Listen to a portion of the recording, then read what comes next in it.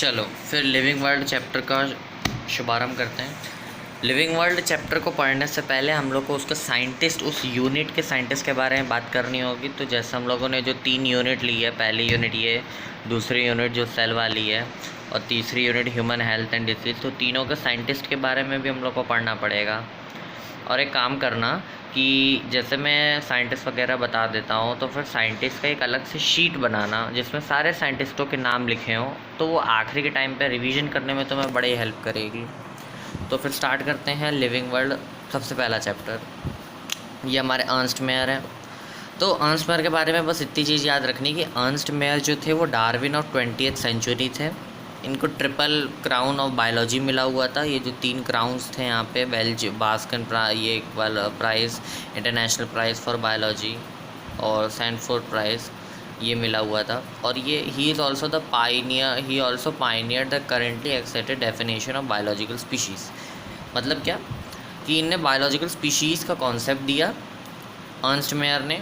Darwin और 20th century कहलाए Ernst Mayr, और triple crown of biology Ernst Mayr को मिला। उसके बाद फिर हम लोग लिविंग वर्ल्ड में आ जाते हैं। लिविंग वर्ल्ड के पहले वाले पैराग्राफ में कुछ भी मेन ऐसे दिया नहीं गया है इन्फॉर्मेशन वाला, बस ऐसा बताया गया कि आपको ये जानते हो कि नहीं। उसके बाद व्हाट इज़ लिविंग आ जाता है।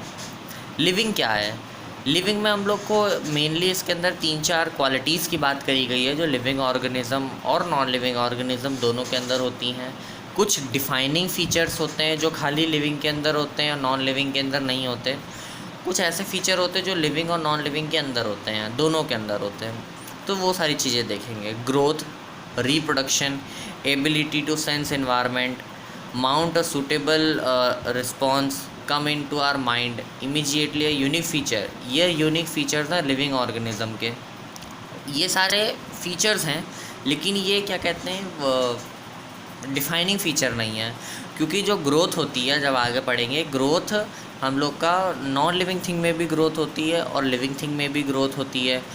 लिविंग थिंग की जो ग्रोथ होती है वो इंट्रिंसिक होती है, मतलब अंदर से हम लोग का सेल वगैरह सब बढ़ रहा है बॉडी के अंदर, तो ये इंट्रिंसिक ग्रोथ हो गई। और एक्सट्रिंसिक ग्रोथ होती है जो नॉन लिविंग थिंग, जैसे माउंटेन, पहाड़ के ऊपर खूब सारे धूल आई और जम गई, फिर धूल आई फिर जम गई, तो पहाड़ बड़ा हो गया, लेकिन वो धूल का पहाड़ बड़ा हुआ, तो वो एक्सट्रिंसिक ग्रोथ है। और एक्सट्रिंसिक ग्रोथ किसकी होती है? नॉन लिविंग थिंग की है। रिप्रोडक्शन को भी हम लोग डिफाइन नहीं कर सकते। आप लोग आगे पढ़ेंगे कि रिप्रोडक्शन में भी नॉन लिविंग कुछ लिविंग ऑर्गेनिज्म ऐसे होते हैं जो रिप्रोड्यूस नहीं कर पाते, जिनको आर्टिफिशियल बनाया जाता है। एबिलिटी ऑफ सेंस एनवायरनमेंट, ये एक डिफाइनिंग फीचर है। और मेटाबॉलिज्म है, एबिलिटी टू सेल्फ रेप्लिकेट भी है, सेल्फ ऑर्गेनाइज, इंटरेक्शन, इमरजेंस, ये सारी चीज़ें हैं। लेट्स ट्राई टू अंडरस्टैंड, इसको ट्राई करते हैं अंडरस्टैंड करने के लिए। सबसे इम्पॉर्टेंट जो मतलब नीट में बहुत बार पूछा गया है वो ये वाली लाइन है, increase in mass and increase in number of individual are the twin characteristics of growth. Growth mass का बढ़ना नहीं होता खाली ना, ग्रोथ नंबर का बढ़ना है। ग्रोथ का क्या मतलब है? मास बढ़े और नंबर भी बढ़े। जैसे कि सेल वाले जब चैप्टर सेल डिवीज़न पढ़ते हैं तो उसमें क्या होता है, जब सेल होता है, छोटा सेल होता है, फिर उसके अंदर जब सेल डिवीज़न का स्टेज चालू हो जाता है तो सबसे पहले क्या होता है? साइटोकाइनेसिस होगा। साइटोकाइनेसिस में क्या होगा? सेल साइटोप्लाज्म खूब बड़ा हो जाएगा, और जैसे ही बड़ा होगा फिर उसका नंबर डिवाइड हो जाएगा। नंबर डिवाइड होने के बाद अलग अलग छोटे छोटे हो जाएंगे, तो ट्विन कैरेक्टर ऑफ ग्रोथ है। ठीक है, तो मतलब पहला MCQ तो हम लोग का यही आ गया कि इंक्रीज इन व्हाट और increase in what are the twin character of, मतलब इंक्रीज इन मास और इंक्रीज इन नंबर। उसके बाद हम लोग आ जाते हैं प्लांट्स में। ठीक है, इसमें बताया गया है कि जो प्लांट्स होते हैं उनके अंदर कॉन्टीन्यूस ग्रोथ मिलती है पूरे लाइफ स्पैन में, मतलब पूरे आजीवन काल तक वो बढ़ते ही रहते हैं। बढ़ना धीमे हो जाता है लेकिन वो बढ़ते रहते हैं। जैसे पेड़ वगैरह हैं वो भी उनके अभी नई पत्ती आती रहती है और बढ़ते रहते हैं, लेकिन उनका बहुत धीरे धीरे ग्रो होने लगते हैं। लेकिन एनिमल में क्या रहता है, सर्टेन एज तक है। आप ये क्या कहते हैं कि अडल्ट हो गए, अडल्ट के बाद हम लोग फिर नहीं बड़े होते, खाली फिर हम लोग के अंदर रिपेयर चलता रहता है टिश्यू के अंदर। ठीक है, अब इसमें बताया जैसे यूनिसेलुलर ऑर्गेनिज्म होते हैं, ये सेल डिवीजन से ग्रो करते हैं। इन विट्रो कल्चर में भी ग्रो हो सकता है। ठीक है, जिसको हम लोग माइक्रोस्कोप में भी देख सकते हैं। अब इसमें बताया कि इन मेजॉरिटी हायर प्लांट्स और एनिमल्स में जो ग्रोथ और रिप्रोडक्शन होता है वो म्यूचुअली एक्सक्लूसिव इवेंट होता है। म्यूचुअली एक्सक्लूसिव मतलब ये दोनों साथ में इकट्ठे नहीं होते, अलग अलग होते हैं। पहले ग्रोथ होगी, फिर हम लोग रिप्रोडक्शन के काबिल बनेंगे, रिप्रोडक्शन के काबिल होंगे, फिर रिप्रोडक्शन करने के बाद जो हम लोग की प्रोजेनी आएगी, फिर वो ग्रोथ करेगी, फिर वो रिप्रोडक्शन के काबिल होगी। लेकिन वही इसका उल्टा हो जाता है स्मॉल एनिमल्स में। ये देखो, बैक्टीरिया, यूनिसेलुलर एल्गी, अमीबा, इसमें क्या होता है, reproduction is synonymous to growth. Bacteria क्या होगा, बैक्टीरिया बढ़ रहा है और बढ़ते बढ़ते डिवाइड हो गया, है ना। जैसे ये एक बैक्टीरिया था, अब ये आगे चल के ये बढ़ रहा है, जैसे हम लोग साइटोप्लाज्म पढ़ते हैं, और ये 2 बैक्टीरिया हो गए। मतलब ग्रोथ के साथ साथ रिप्रोडक्शन हो रहा है, ठीक है। ये म्यूचुअली इंक्लूसिव होता है और म्यूचुअली एक्सक्लूसिव होता है। तो इंक्लूसिव और एक्सक्लूसिव बड़ा ध्यान से मतलब पढ़ना, ठीक है। उसके बाद इसमें फिर यही बताया गया जो मैंने आगे बताया था कि माउंटेन जो होता है वो ऊपर से बढ़ता है और हम लोग के अंदर जो होता है इनसाइड से होता है, इस वजह से डिफाइनिंग फीचर नहीं है। लेकिन अगर नीट के अंदर क्वेश्चन आता है कि growth is a defining feature और इनसाइड ग्रोथ, मतलब अगर अंदर से ग्रोथ हो रही है तो क्या वो डिफाइनिंग फीचर है, तो टिक लगाओ कि हाँ अंदर से ग्रोथ हम लोग के अंदर होती है। लेकिन अगर बाहर से ग्रोथ है तो वो बाहर के उस नॉन लिविंग थिंग में होती है। और अगर नॉर्मली ग्रोथ पूछा जाए तो वो डिफाइनिंग फीचर नहीं है। तो इससे 3 क्वेश्चन बन गए। कौन कौन से? सबसे पहला, अगर नॉर्मल ग्रोथ पूछ रहा है, एक पूछ रहा है कि इंट्रिंसिक ग्रोथ है और एक पूछ रहा है एक्सट्रिंसिक ग्रोथ है। अगर ये इसमें पूछ रहे डिफाइनिंग फीचर कौन कौन सा है, ये डिफाइनिंग है, ये डिफाइनिंग नहीं है, इंट्रिंसिक डिफाइनिंग है, एक्सट्रिंसिक डिफाइनिंग नहीं है, ठीक है। Reproduction likewise the characteristics of living organism, ये भी कैरेक्टरिस्टिक्स है लिविंग ऑर्गेनिज्म का, ठीक है। रिप्रोड्यूस करते हैं, जैसे हम लोग के यीस्ट और हाइड्रा हो गए, वो बडिंग करते हैं। प्लेनेरिया हो गया, वो ट्रू रीजनरेशन दिखता है। प्लेनेरिया किसका मेंबर है? फ्लैट वर्म्स, एश के हेलमिंथस का, नेमाटोड्स, ठीक है। और फ्रेगमेंटेशन, ऑर्गेनिज्म रीजनरेट कर लेता है लॉस्ट पार्ट में। फंगी, फिलामेंटस एल्गी, प्रोटोनिमा और मॉसेस क्या करते हैं? फ्रेगमेंटेशन से डिवाइड होते हैं। अच्छा, इसमें ध्यान देने वाली बात है, अगर इसने फंगी, फिलामेंटस एल्गी और प्रोटोनिमा और मॉसेस की जगह कुछ और लिख दिया, जैसे खाली लिख दिया मॉसेस, तो वो फ्रेगमेंटेशन नहीं होगा, क्योंकि मॉसेस के अंदर 2 टाइप की स्टेज प्रेजेंट रहती है। एक तो हो गई हम लोगों की प्रोटोनिमा वाली और एक हो गई हम लोग की लीफी स्टेज वाली। तो अगर लीफी स्टेज वाली हुई तो वो हम लोग का फ्रेगमेंटेशन नहीं दिखाएगी, ठीक है। तो प्रोटोनिमा और मॉसेस इज़ वेरी इंपॉर्टेंट कि प्रोटोनिमा और मॉसेस लिखा होना चाहिए। अगर ये क्या एसर्शन रीजन में क्वेश्चन बन सकता है तो उसमें गड़बड़ी हो सकती है। बैक्टीरिया और यूसेलर जो होते हैं वो हम लोग का एमीबा रिप्रोडक्शन और सिनोनिमस विद ग्रोथ शो करते हैं, ठीक है। देखो इसमें एग्जांपल भी बताया कि increase in number of cells, we have already defined growth as equal to increase in number of cell और मास, तो हम लोग पढ़ लेना। इसके बाद है रिप्रोडक्शन को हम लोग डिफाइनिंग फीचर क्यों नहीं दे सकते, ये इसका एग्जांपल है, क्योंकि बहुत से ऑर्गेनिज्म होते हैं जो रिप्रोड्यूस नहीं कर सकते, जैसे mule, sterile worker bee, infertile human couple, ये लोग नहीं कर सकते हैं। अब पूछा म्यूल के बारे में पूछ सकता है, तो म्यूल के बारे में पता करना कि म्यूल क्या है।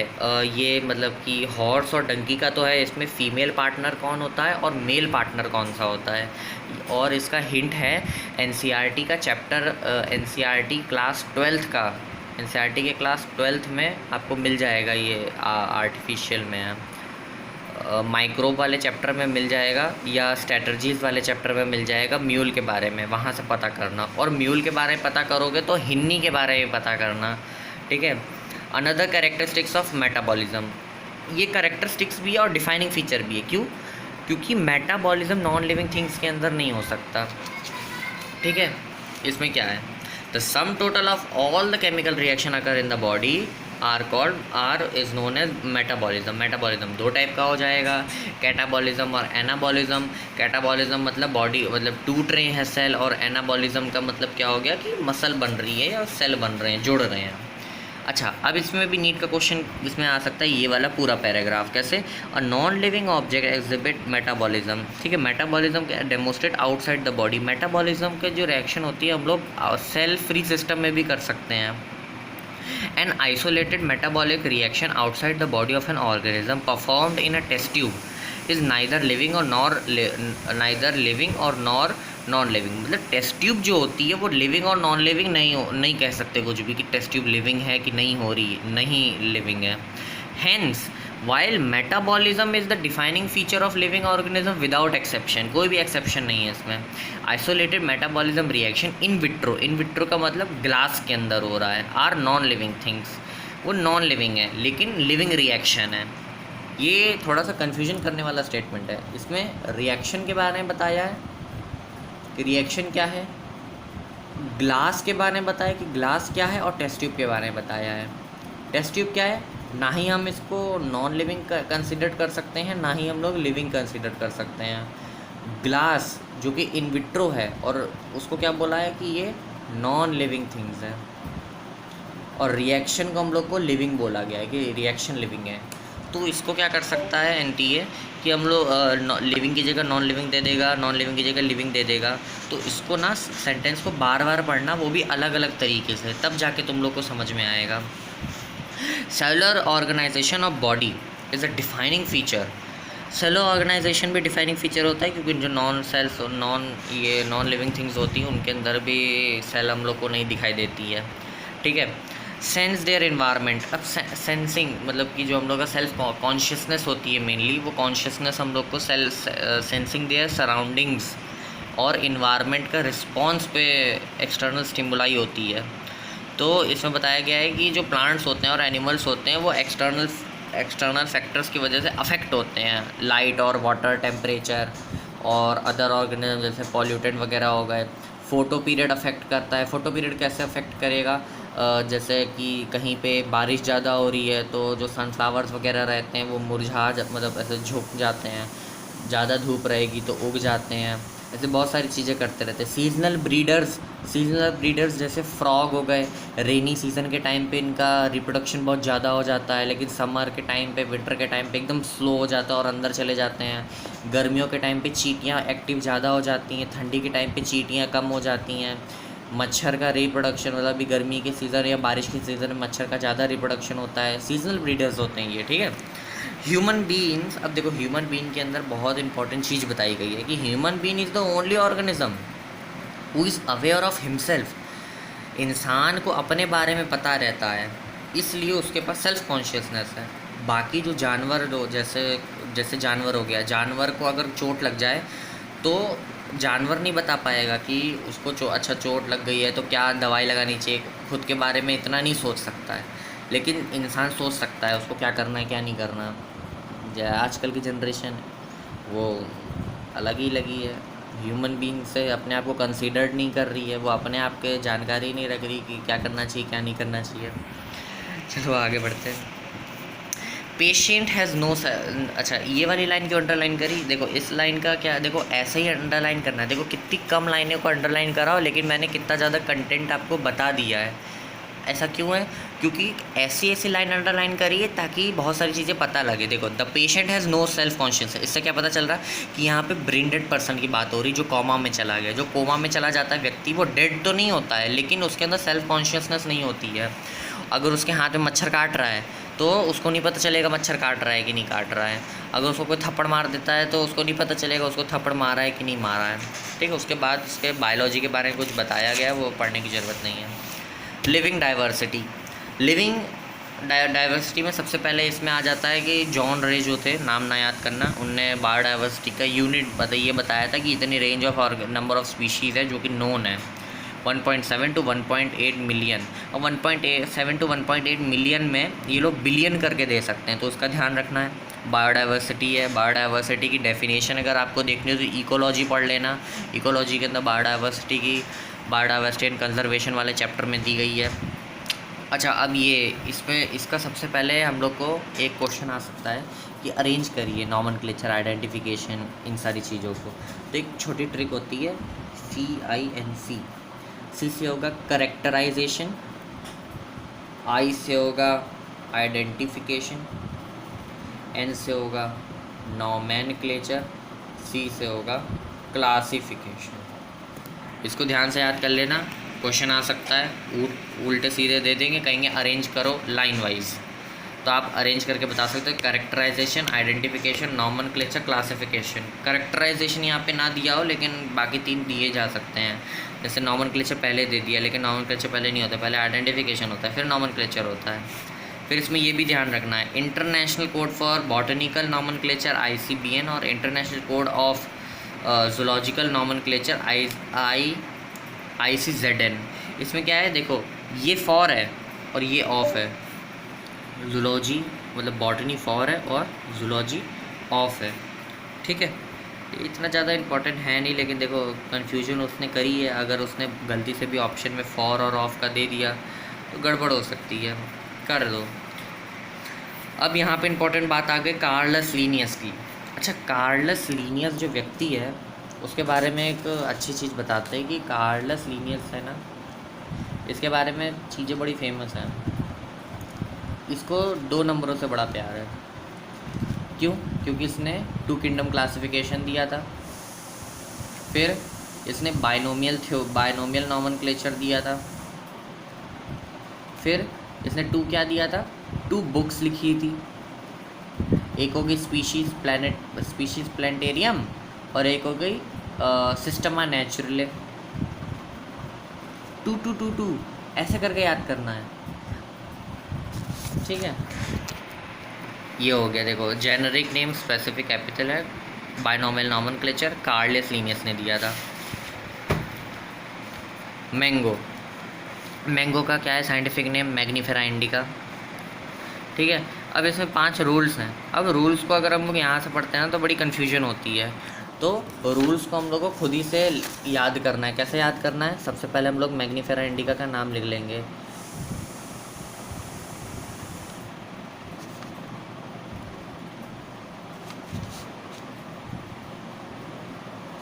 मैग्नीफेरा इंडिका ले लेना, ये थोड़ा सा अलग है, उसको दूर रखना। अच्छा, सबसे पहला रूल क्या हो गया, इसमें क्या दिख रहा है कि एक जीनस होगा, एक स्पीशीज़ एप्सिलेट होगा। दूसरा, जीनस जो होगा कैपिटल होगा,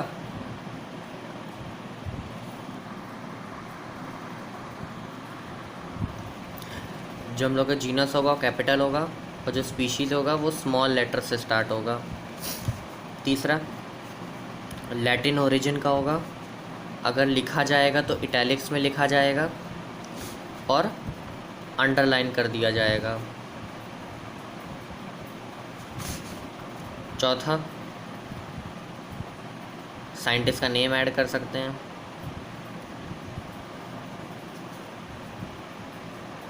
पांचवा, सबका एक यूनिक नाम होना चाहिए जो ICBN ICZN से कंफर्म्ड होना चाहिए। अब यहाँ पे देख लेते हैं, जनरली रिटन में होता है, लिखते हैं तो इटैलिक्स में और अंडरलाइन होता है। फर्स्ट वर्ड जो होता है, अच्छा फर्स्ट वर्ड और सेकंड वर्ड की बात नहीं करी थी, चलो। फर्स्ट वर्ड जो होता है जीनस होता है, सेकंड वर्ड जो होता है एप्सिलेट होता है, और हम लोग का जो बायनोमियल सेपरेटली अंडरलाइंड होना चाहिए, कैपिटल होता है पहला वाला, दूसरा नहीं होता है। जैसे ये मैग्नीफेरा इंडिका लिनिन भी लिख सकते हैं क्योंकि इसको सबसे पहले लीनियस ने डिफ़ाइन करा था।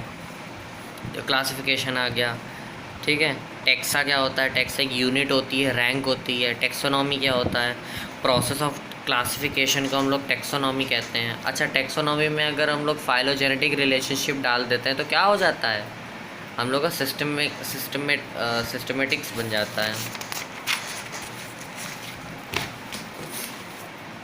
देखो, कैरेक्टराइजेशन, आइडेंटिफिकेशन, क्लासिफिकेशन, नॉमेनक्लेचर, ये गलत दिया है, ये प्रोसेस ही गलत है। कैरेक्टराइजेशन ठीक है, आइडेंटिफिकेशन ठीक है, क्लासिफिकेशन नहीं है। नॉमेनक्लेचर करोगे तब तो क्लासिफिकेशन करोगे, क्लासिफाई करने के बाद थोड़ा ना नॉमेनक्लेचर करा जाता है, तो उसको थोड़ा सही कर लेना, ठीक है। सिस्टमैटिक्स क्या है, the word systematic derive from Latin. अच्छा, मेरे से बहुत गलती होती थी कि अब मैं लैटिन की जगह ग्रीक ओरिजिन लिख देता था, तो इसका थोड़ा सा ध्यान रखना कि लैटिन ओरिजिन है ये। जब हम लोग टेक्सोनॉमी को एवोल्यूशनरी रिलेशनशिप के साथ ऐड कर देते हैं तो ये हम लोग का सिस्टमिक्स बन जाता है। और ये किसके ऊपर निर्धारित है, सिस्टमा नेचुरले। 2 किताबें लिखी थी, उसमें से एक सिस्टमा नेचुरले थी और एक थी स्पीशीज प्लानिटेरियम। जिसके अब इस किताब के हिसाब से सिस्टमिक के बारे में बताया गया था। टेक्सोनॉमिक कैटेगरीज़, कैटेगरीज़ क्या होती है, एक हायरार्की होती है जिसके अंदर 7 चीज़ें होती हैं, 7 चीज़ों को लाइन से लगा दिया जाता है और हम लोग सब कैटेगरी बन जाती है। टेक्सॉन होता है एक जो रैंक होती है उसको टेक्सा या टेक्सॉन कहा जाता है, ठीक है। वो कैसा होता है, किंगडम, फाइलम, डिवीजन या kingdom, phylum, class, order, family, genus, species. इसको ऐसे याद कर सकते हैं कि पी जिसको ये एनिमल के लिए रहता है, प्लांट के लिए रहता है, क्लास, ऑर्डर, फैमिली, जीनी, स्पीशीज़, ठीक है। स्पीशीज़ के अंदर ये 4 नाम याद कर लेना, मैग्नीफेरा इंडिका, सोलोनम ट्यूबरोसम मतलब पटैटो, और पैंथरा लियो मतलब लायन, और होमोसेपियन मतलब इंसान, ठीक है। ये सबसे छोटे होते हैं, ठीक है। जीनस के अंदर याद करना कि ये जो लायन है ना, लायन, टाइगर हो गया और लेपर्ड हो गए, ये सारे एक जीनस के अंदर आते हैं, पैंथरा, ठीक है। तो उसका नाम कैसे लिख सकते हो, पैंथरा लियो, पैंथरा पार्डस और पैंथरा टाइग्रेस, ठीक। ऐसे सोलोनम, ये सोलोनम जो होता है ये आगे जो लिखा रहता है वो जीनस होता है। अब फैमिली, अच्छा फैमिली के बारे में ये याद रखना है कि basis of both vegetative and reproductive features of plant species, ठीक है। ये क्वेश्चन आता है कि आपको फैमिली के बारे में पूछेगा कि हम लोग फैमिली को कैसे वो करते हैं, तो उसमें दे दिया जाएगा वेजिटेटिव या खाली रिप्रोडक्टिव या दोनों या कुछ नहीं, तो उसमें सही से टिक लगाना। इसमें देखो दिया गया है, ये सोलोनेसी जो होती है ना उसके अंदर क्या क्या होता है, सोलोनम होता है, धतूरा होता है, पिंटूना होता है, ठीक है। अब सोलोनम के अंदर हम लोग ने देखा था क्या था, सोलोनम ट्यूबरोसम मतलब आलू, तो हम लोग देख सकते हैं स्पीशीज़ है, ये जीनस है, ये फैमिली है, देखा ऐसे हम लोग को लाइन जोड़नी। देखो स्पीशीज़ है, ये जीनस है, ये क्या है, फैमिली है, ठीक है। कैट की फैमिली को क्या कहते हैं, फेलीज़। डॉग की फैमिली को क्या कहते हैं, कैनेडी, ठीक है, फेलेडी और कैनेडी। ऑर्डर क्या होता है, जीनस और same number. Generally order and other are identify on the base of aggregated character. Order एक हायर कैटेगरी है, ठीक है। देखो ये वाली कैटेगरी यहाँ पे इतना देखना बस, ये दोनों ये क्लास का है। पॉली इसके अंदर क्या आएगा, सोलोनेस किया जाएगा और कोल्विनेस किया जाएगा। कार्निवोरा के अंदर क्या आ जाएगा, कैनेडिया, ये किसका है, कुत्ते का, ये किसका है, बिल्ली का, ठीक। मैं क्लास की बात करते हैं, क्लास थोड़ी बड़ी हो जाती है। ऑर्डर प्राइमेटा, ऑर्डर जो होता है जैसे प्राइमेटा हो गए, मंकीज़, प्राइमेटा के अंदर बता रहे कौन कौन आते हैं, मंकी, गोरिल्ला, गिब्बन इसके अंदर आते हैं। Are placed in the class mammalia. अब लोग को क्या लगेगा, अच्छा प्राइमेटा, मंकी, गोरिल्ला और गिब्बन ये सारे मैमेलिया के अंदर आते, नहीं। मंकी, गोरिल्ला और गिब्बन जो होगा वो हम लोग का प्राइमेटा के अंदर आएगा, और ये पूरा फाइलम जो ये पूरा जो ऑर्डर होगा ये हम लोग का इस क्लास के अंदर आएगा, मैमेलिया क्लास के अंदर।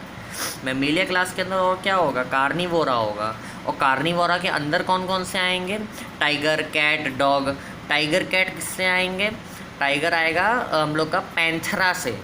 और अगर सही से बात करी जाए तो किसका आएगा, अगर हम लोग ऐसे सीक्वेंस बात जाए ऊपर ऑर्डर पूछा जाए कि कैट और टाइगर का ऑर्डर क्या होगा, तो ऑर्डर क्या होगा हम लोग का, फेलिडी ऑर्डर होगा। डॉग का क्या होगा, कैनेडी होगा, ठीक है। अब फाइलम आ जाता है, ठीक है।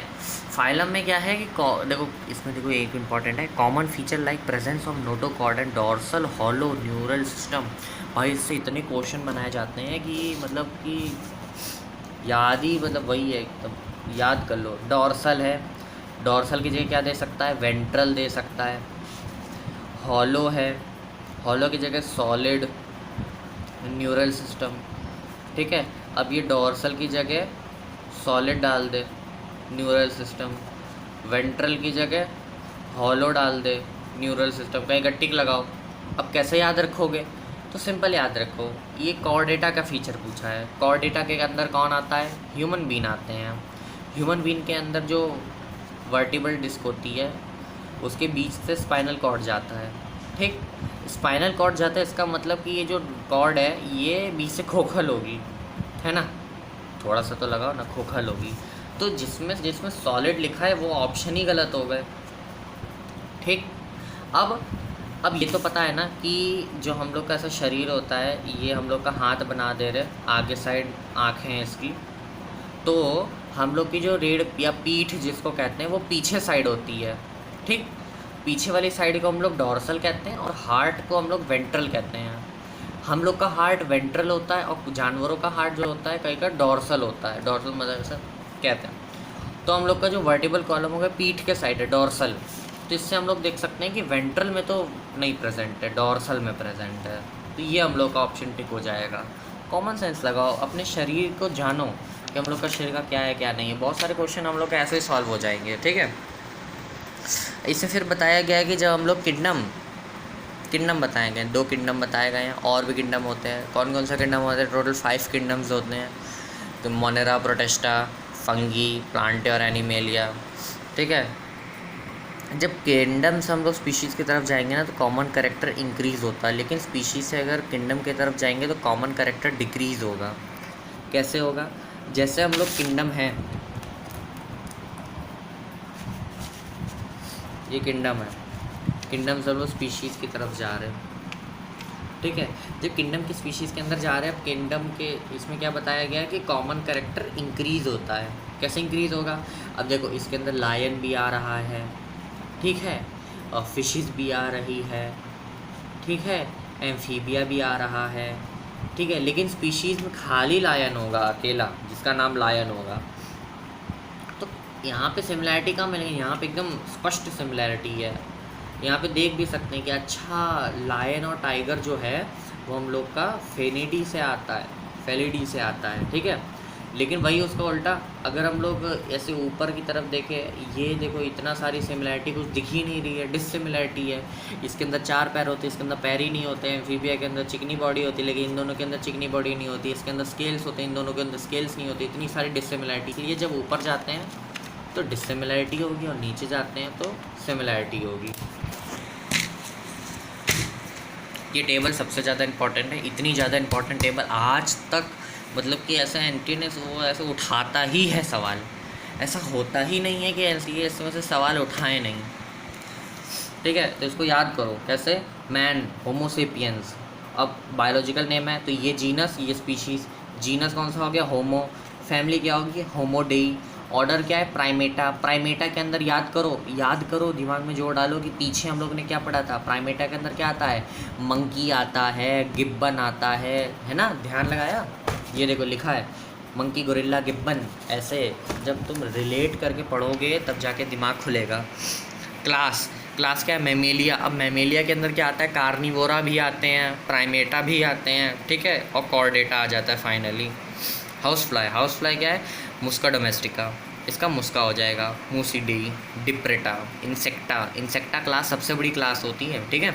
आर्थ्रोपोडा के अंदर काइटिन का एक्सोस्केलेटन मिलता है, और काइटिन और कहाँ प्रेजेंट रहता है? फंगी के अंदर प्रेजेंट रहता है। बायोलॉजिकल क्लासिफिकेशन वाले चैप्टर से लिंक करने हैं तो ऐसे लिंकिंग से ही याद होगा। उसके बाद देखो मैंगो से मैग्नीफेरा इंडिका। अब मैग्नीफेरा एनिकार्डियसी, सेफेल्डेसी। देखो इंसानों वाला तो याद हो जाता है, मैं जूलॉजी मतलब हम लोग को ईजी लगती, बॉटनी थोड़ी टफ रहती, तो इसके लिए मैंने बनाया था MAS मास और TPP, ठीक है। MAS मास तो मैग्नीफेरा, एनिकार्डियसी और S से सेपेल्डिए। और फिर डाइकॉटिलेडोन कैसे याद रखेंगे? मैंगो लिया, मैंगो को तोड़ा, उसका जो बीज होता है वो तोड़ दिया, तोड़ के 2 पार्ट हो जाते हैं, उसके 2 पार्ट हो गए तो डाइकॉटिलेडोन ऐसे। फिर ये एंजियोस्पर्म आ जाएगा। वीट को क्या कहते हैं? Triticum aestivum, triticum. इसका पीपी था। अब पीपी में कहेगा अच्छा ये भी, अगर मैं इसको ऊपर नीचे कर दिया तो नहीं, क्यों? क्योंकि जो फैमिली का लिखने का चीज़ होती है वो A और E से ख़त्म होती है। फैमिली अगर लिखी जाएगी तो A और E से ख़त्म हो जाएगी। ये देखो यहाँ भी AE है, यहाँ भी AE है, यहाँ भी AE है, यहाँ भी AE है, ठीक है। तो इससे तुम ध्यान रख सकते हो। फिर पोले, अब ये मोनोकॉटिलेडोन क्या होता है? क्योंकि वीट को हम लोग बीज से तोड़ेंगे तो पूरा एक ही दाना होता है, वो अलग नहीं हो सकता, ठीक है। और फिर ये एंजियोस्पर्म के अंदर आ जाता है। तो हम लोग का ये पूरी टेबल याद हो गई, टेबल याद ही हो गई है। नहीं हुई तो चलो इधर पे कर लेते हैं। एक हम लोग मैन का करेंगे और हाउस फ्लाई का, फिर वीट का, फिर और कौन सा था, मैन, हाउस फ्लाई, वीट, और था मैंगो। मैंगो का, अच्छा मैंगो तो बड़ा इंपॉर्टेंट है, मैंगो में तो बहुत सवाल आया, एक वीडियो बनाएंगे जिससे मैंगो के बारे में ही बताएंगे। अच्छा, कुछ चीज़ें इसके अंदर नहीं लिखेंगे, शॉर्ट फॉर्म में लिखेंगे। इसका बायोलॉजिकल नाम क्या है, मैन का क्या है, होमोसेपियंस। हाउस फ्लाई का क्या है, मुस्का डोमेस्टिका। वीट का क्या है, ट्रिटिकम एस्टाइवम। मैंगो का क्या है, मैग्नीफेरा इंडिका। इतना बड़ा लिख दिया मैंने, ठीक है। जीनस क्या है, होमो। हाउस फ्लाई का क्या है, मुस्का। और ये वीट का क्या है, ट्रिटिकम। और इसका क्या है, मैग्नीफेरा। फैमिली क्या है इसकी, होमोडेई। इसकी इसकी क्या थी, मूसीडेई, ठीक है। वीट की क्या थी फैमिली, वीट की ये क्या था, ट्रिटिकम, पी पोलिएसी, ठीक है। और इसकी क्या थी, MAS, मतलब एनेकार्डिएसी, ठीक है। अगर ये पोलिएसी है तो ये पोल्स वाला होगा, ठीक है। और ये एनेकार्डिएसी तो S से आएगा ना इधर पे, S, तो S से क्या होगा, सेप्लिडी, ठीक। इसकी फैमिली क्या है, ऑर्डर ना, फैमिली तो हो गया। इसका ऑर्डर क्या है हम लोग का, इसका ऑर्डर है प्राइमेटा, ठीक। और प्राइमेटा के अंदर क्या क्या आता है याद करके कमेंट कर देना। हाउस फ्लाई की क्या है, डिप्रेटा। अब प्राइमेटा हो गया, अब क्लास पूछा है, क्लास बताओ। इसकी क्लास क्या होगी, मैमेलिया क्लास हो गई। इसकी क्लास क्या हो गई, हाउस फ्लाई की, हाँ हाउस फ्लाई की हम लोग की क्लास हो जाती इंसेक्टा। वीट की क्लास क्या हो जाती है, वीट टूटता है, नहीं टूटता, तो ये क्या है, मोनोकॉटलीडॉन। और मैंगो क्या है, टूट जाता है, मतलब डाइकॉटलीडॉन। ये दोनों एंजियोस्पर्म के अंदर आएंगे, और ये आएगा हम लोग का आर्थ्रोपोडा फाइलम के अंदर, और ये आएगा हम लोग का कॉर्डेटा के अंदर, ठीक। Complete. Taxonomical aids. Herbarium XC2 होता है। XC2 को क्या मतलब हुआ, XC2 और NC2 जो होता है हम लोग को इकोलॉजी के अंदर मिलता है। XC2 का मतलब होता है कि कोई भी ऐसी चीज़ जिसको हम लोग उस स्थान से बाहर ले जाके यूज़ कर पाएँ या कुछ काम जो भी हो कर पाएँ। और NC2 क्या होता है, बाहर ले जाओगे तो ख़राब हो जाएगा, उसी स्थान पर ही सही करना होता है, ठीक है। तो हर्बेरियम क्या हो गया, XC2 होता है। हर्बेरियम XC2 होता है, अलग अलग जगह से प्लांट्स लेते हैं, उसका फिर स्पेसिमेन देखते हैं, उसको फिर स्टोर करते हैं। और एक ही जगह स्टोर करोगे ना, ऐसे थोड़े ना है कि तो अमेज़ॉन रेन फॉरेस्ट पे देखा, अमेज़ॉन रेन फॉरेस्ट पे जाकर ही स्टोर कर दिया, लेकर तो आओगे। ये मेनली प्लांट्स के लिए रहता है, इसलिए P लिखा है। हर्बेरियम स्टोर हाउस होता है प्लांट स्पेसिमेन के लिए। कैसे किया जाता है, ड्राई करते हैं, प्रेस करते हैं, प्रिजर्व करते हैं हर्बेरियम की शीट से।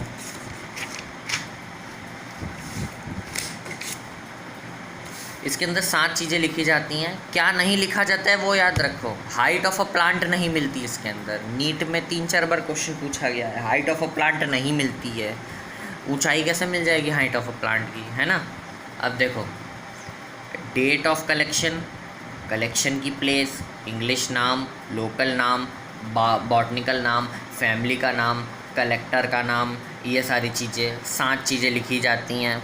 इसकी हर्बेरियम शीट की लेंथ होती है 11 इंचेस बाय 16 इंचेस, ठीक है। हर्बेरिया क्या होता है, also referred as the quick referral system in taxonomical studies, ठीक है। बॉटनिकल गार्डन क्या होता है, इन सीटू होते हैं, क्योंकि उसके अंदर जीवित पेड़ पौधे लगाने हैं। अब आम का पेड़ यहाँ तो देखा नहीं होगा कनाडा में। अब जैसे ये इस वाली लाइन को भी हम लोग NCERT की 12th वाली किताब से देख सकते हैं। जब 12th वाली किताब में इकोलॉजी पढ़ते हैं तो उसमें बताया जाता है कि जो स्नो लेपर्ड्स, जो स्नो टाइगर हो गए, वो तुम्हें वेस्ट बंगाल में दिखेंगे, केरला में नहीं दिखेंगे, ना इधर दिखेंगे ना उधर दिखेंगे। जो जहाँ होगा वो वहीं दिखेगा। वैसे ही इन सीटू होगा वो, और ये इन सीटू प्लांट्स के लिए होता है।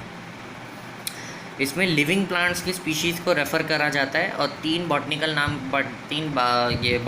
गार्डन के नाम दिए गए हैं। क्यू, जिसको रॉयल बोटैनिकल गार्डन कहते हैं, इंग्लैंड में है। इंडियन बोटैनिकल गार्डन हावड़ा, और नेशनल बोटैनिकल गार्डन लखनऊ। अच्छा, अब हम लोग इसको याद कैसे करें, रॉयल बोटैनिकल गार्डन तो याद हो गया, इंडियन बोटैनिकल गार्डन कैसे याद करें। इंडियन बोटैनिकल गार्डन ऐसे याद कर सकते हो कि हावड़ा मतलब कि कोलकाता। अब जैसे आजकल के तुमने केस सुना है कि ये क्या कहते हैं कि बांग्लादेश से लोग इंडिया में आ रहे हैं, बांग्लादेश से लोग इंडिया में आ रहे हैं, कहाँ, और वेस्ट बंगाल से कोलकाता, ये सारी जगह, ठीक है।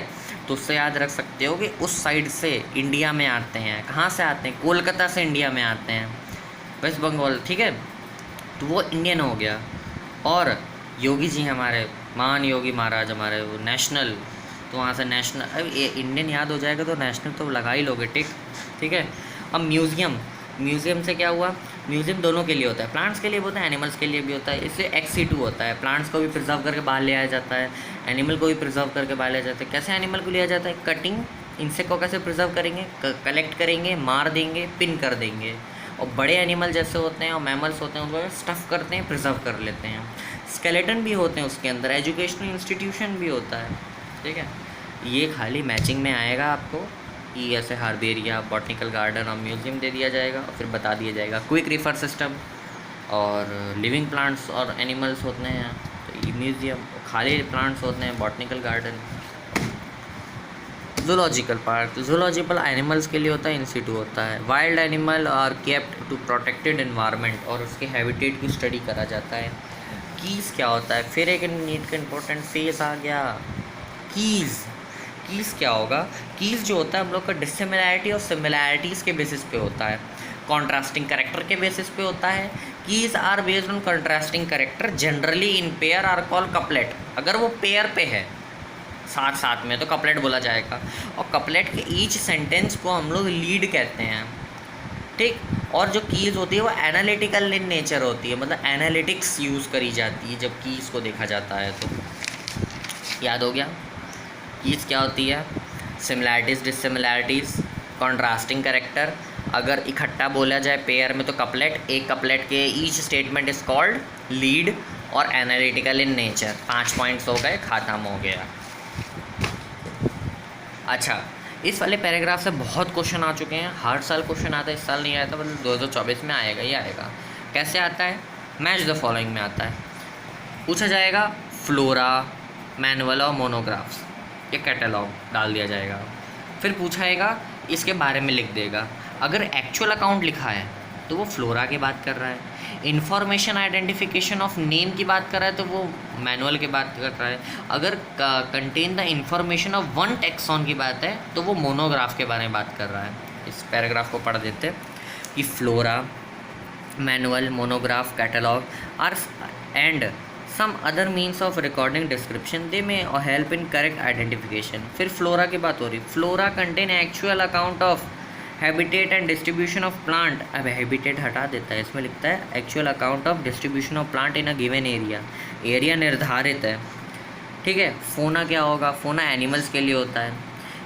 These provide the index to the plant species found in a particular area, ये भी लाइन दे सकता है। मैनुअल क्या होगा, manual are use for providing information and identification of name of the species found in a area, ठीक है। Species की बात हो रही है, मतलब डिफाइन नहीं है कि मतलब क्या कहते हैं एनिमल है या प्लांट है। मोनोग्राफ क्या होता है, मोनोग्राफ एनी वन टैक्सॉन, ठीक। उसके बाद ये समरी आ जाती है, समरी के बाद क्वेश्चंस आ जाते हैं, क्वेश्चन का भी आंसर दे देते हैं। Why living organism are classified, living organism को क्लासिफाइड क्यों करा गया, क्योंकि स्टडी करने के लिए किसी भी एनिमल का अगर हम लोग को स्टडी करना है तो उसकी एंसेस्ट्री से स्टडी करा जाता है, इस वजह से फाइलोजेनेटिक रिलेशनशिप लगा के जिसको सिस्टमैटिक्स कहते हैं हम लोग स्टडी करा जाता है। Why are the classification system changing every now and then, क्यों चेंज होता रहता है क्लासिफिकेशन सिस्टम, क्योंकि जो नई नई स्पीशीज़ आती है उनका लिंकेज बहुत ज़्यादा रहता है। जैसे यूग्लिना हो गया, पहले यूग्लिना को इधर रखते थे, अब इधर रखने लगे, क्यों, यूग्लिना कनेक्टिंग लिंक बिटवीन हम लोग का एनिमल और प्लांट रहता है, इस वजह से। What different criteria would you choose for the classifying people you often met, ये फालतू का क्वेश्चन है, मत करो। What do we learn from identification of individual and population? Identification of individual और population से क्या सीख को मिलता है, आइडेंटिफिकेशन से क्या होगा कि हम लोग जांच परख कर लेंगे, अच्छा ये एक इंडिविजुअल है, ये इस पॉपुलेशन से आता है। आइडेंटिफिकेशन मतलब कि जैसे हम लोग के दिमाग में स्मृति बन जाती है, अच्छा लायन कैसा होगा, लायन के बहुत ज़्यादा घने घने बाल होंगे और उसके मेल जो होगा उसके पास ज़्यादा बाल होंगे, फीमेल के पास बाल नहीं होंगे। और वही अगर टाइगर की बात करें, टाइगर क्या होगा, टाइगर के बाल नहीं होंगे ज़्यादा बड़े बड़े, उसके नॉर्मल स्किन होगी और लाइनें उसको दिखाई देने, जेब्रा जैसी लाइनें उसमें होंगी। और लेपर्ड क्या होगा, लेपर्ड में स्पॉट्स होंगे, ठीक है। जेब्रा क्या होगा, ब्लैक और वाइट होगा, गाय कैसी होती है, ऐसे हम लोग को दिमाग में चित्र रहता है ना, वैसे हेल्प करता है ये। Given below the scientific name of mango, identify the correct written name. Correct written name पूछा है कि करेक्ट रिटन नेम क्या है, तो सेकंड वाला है जो है करेक्ट रिटन नेम है। क्यों? क्योंकि इसमें कैपिटल है, इसमें भी कैपिटल है, और रूल के हिसाब से ये छोटा होना चाहिए। अच्छा वैसे ये भी गलत है क्योंकि अंडरलाइन नहीं करा गया है, ठीक है, अंडरलाइन भी होना चाहिए। डिफाइन टेक्सॉन, टेक्सॉन क्या होता है? एक रैंक की बात करी जाती है जिसको हम लोग टेक्सॉन या टेक्सा बोला जाता है। Give some example of taxa and different hierarchical level. Rank की बात बता रहे हैं कि अलग अलग लेवल पे टेक्सा बताइए, तो हम लोग मैंगो की बात कर लेते हैं। Mango Mangifera indica, Mangifera indica हो गया, ठीक है, मैग्नीफेरा हो गया। मैग्नीफेरा के बाद क्या होगा? एनिकार्डियेसी, MASS से क्या होगा? सेपेल्डी, सेपेल्डी के बाद क्या होगा? डाइकोटिलेडॉन, उसके बाद क्या होगा? एंजियोस्पर्म। अलग अलग बता दिए।